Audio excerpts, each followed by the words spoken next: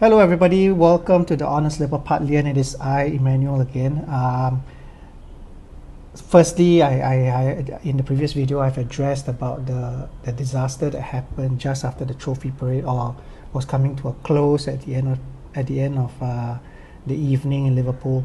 So now that we want to talk about more light-hearted subjects, because I do not want this to dampen the fact that we have just secured our 20th title, and it was such an amazing time to be able to finally see the team lift the title in front of the fans.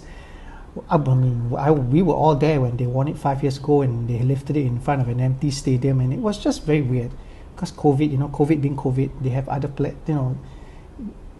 the world had plans. The world had other plans, and we were just there to have to go through with it.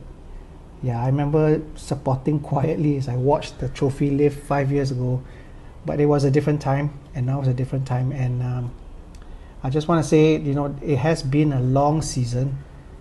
At times I thought we nearly couldn't make it. At times I thought, hey, these are good days. At times I thought, will we ever get to that point where we secure number 20 and maybe hopefully number 21? It is a very, very emotional day for most of us Liverpool fans, especially those of us who have seen the team for many, many years. I've been a Liverpool supporter for nearly 40 years already. I've supported the club since I was a 10-year-old.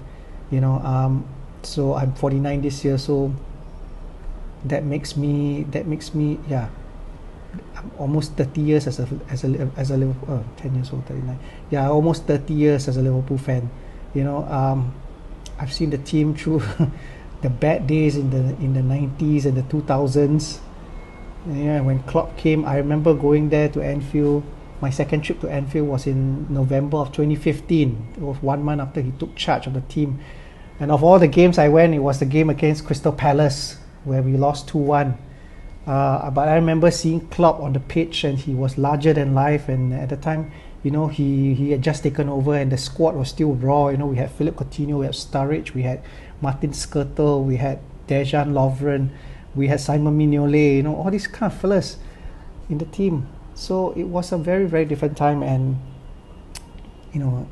years go by, and here we are now at number 20, and hopefully we can secure number 21. Next season, we're already into the signings of. We've already gotten Giorgio Mamadashvili, who's coming back from loan. So we have a backup for Alisson Becker should Quevin Kelleher leave. We also have secured, or likely to have secured, or somewhat secured, Jeremy Frimpong's signature. So we have one replacement for Trent. Milos Kerkez should be a definite. We should be hearing from Fabrizio Romano soon about Milos Kerkez. So that will cover the left back position. And unexpectedly, we have, or should be, going to sign Florian Wirtz from Bayer Leverkusen as well. The guy, from what I've seen in the Bayer Leverkusen videos, this dude is only 22, and he's already setting the Bundesliga on fire, man.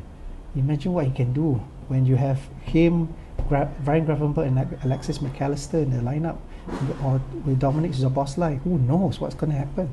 But we are in serious business right now. We are not going to wait until the summer to secure any signings. I think FSG have made it very, very clear that they mean business. They want to sign people.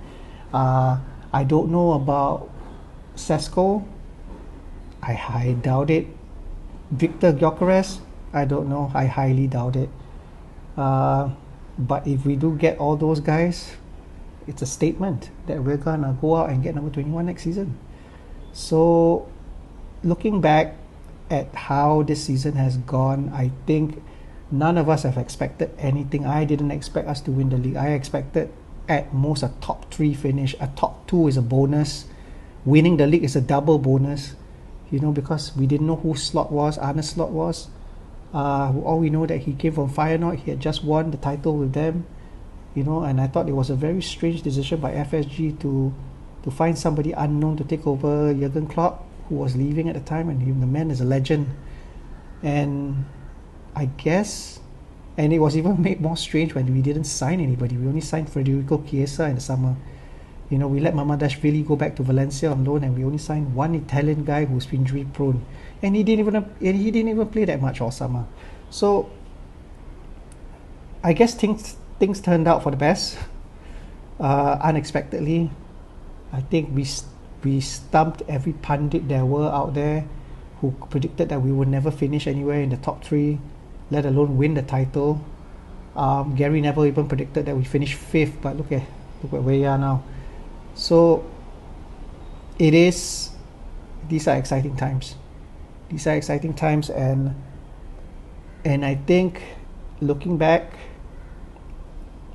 we had a lot of fun. I had a lot of fun. I mean, I wake up every weekend and I see the results and us on the table, on top of the table, and I tell myself, it's okay.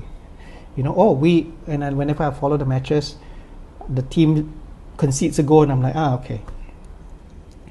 Back then in the old days, in the days of Klopp or in the days of the previous managers before him, whenever we concede a goal, I'll be like, oh no, I'll be biting my fingers and everything. But these days, whenever the opposition team scores, I'll be like, oh, okay, we're gonna get another goal back. And true enough, we did. So there's nothing to worry about, and I'm happy. And these are good times. And now all I'm waiting for is for the club to make the announcements of the official announcements of Jeremy Frimpong, of Florian Wirtz, of Mamadashvili and their Liverpool kids, and also the release of the Adidas kits, because it's like taking forever, and the fact that Nike's deals until June 30th is even made more awkward than this. So yes, let's wait for those, and good times are coming.